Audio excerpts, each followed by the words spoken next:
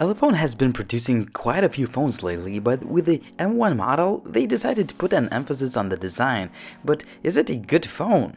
This is Linus, you're watching Gizmochina. Stay tuned.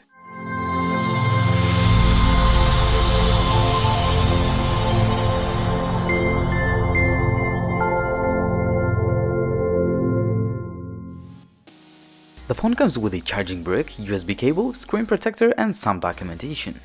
Alright, so here's the phone and let's take a look at the design first. And what we have here is an all-metal phone except for the top and bottom parts for a better signal reception. Also, it is not the smallest device out there due to its 5.5 inches display. On the top we have a 2 megapixel selfie snapper earpiece, front-firing LED for selfies, and a sensor light. On the bottom there are 3 non-backlit capacitive keys. On the metal back, there is a 13 megapixel shooter with a dual LED flash, and underneath it there is a fingerprint scanner. On the right, Elephone implemented a volume rocker and the power key, and on the left there is a dual micro SIM and micro SD card slot. On the top there is a headset jack, and on the bottom you have a charging port, speaker grill, and the mic. Overall, Elephone M1 is well built and metal materials add quite a lot of premium look and feel. When it comes to display, we're looking at 5.5 inches 720p panel, which looks sharp, vivid, and bright, and it is a good panel overall for a budget phone. Elephone M1 comes with the Android 5.1 out of the box, and you can choose from either default Elephone's launcher, which has customized icons and a few extra features, or a stock looking UI. If you go with the Elephone's launcher, you're still getting a pretty much stock Android build, but there is no app trays, so the apps have to be organized.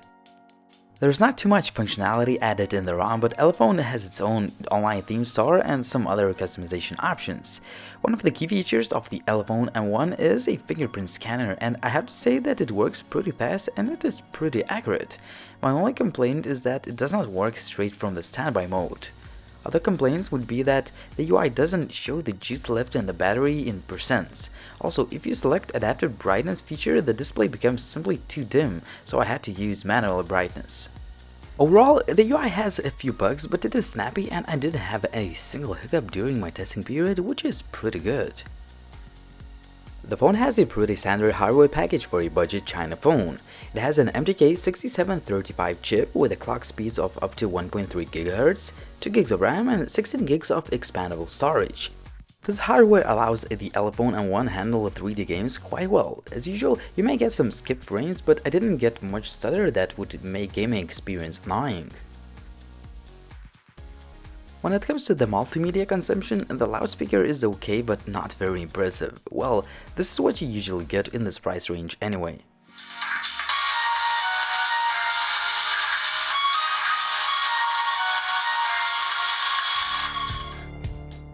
The 13 megapixels camera on the back is a hit or miss. Sometimes it is capable of producing some nice looking images with a decent amount of details, but other times it struggles with focusing big time.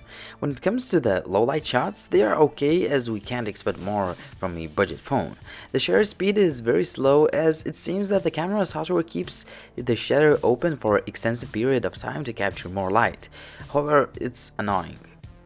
Also, some of the low-light images have a significant red tint.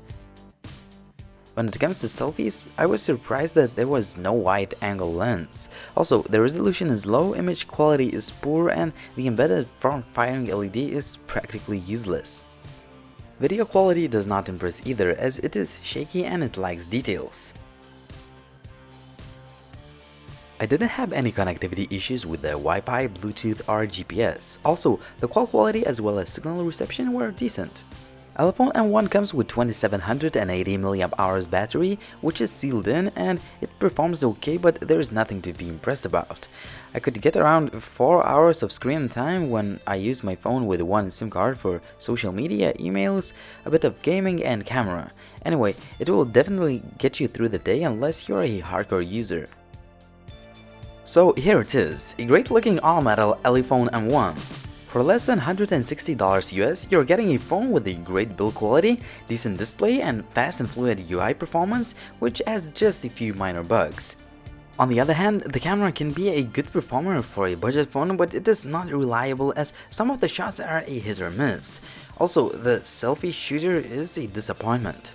Other than that, the Elephone M1 is a good phone for the price, but you may also want to check out what the competition has to offer in this price category. If you're interested, I will leave a product link below the video for you.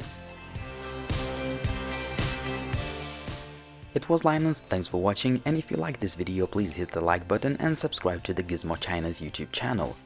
Also, I suggest you checking out gizmochina.com for a full written review and other Chinese phones news and reviews. Thanks for watching again, and see you in the next one.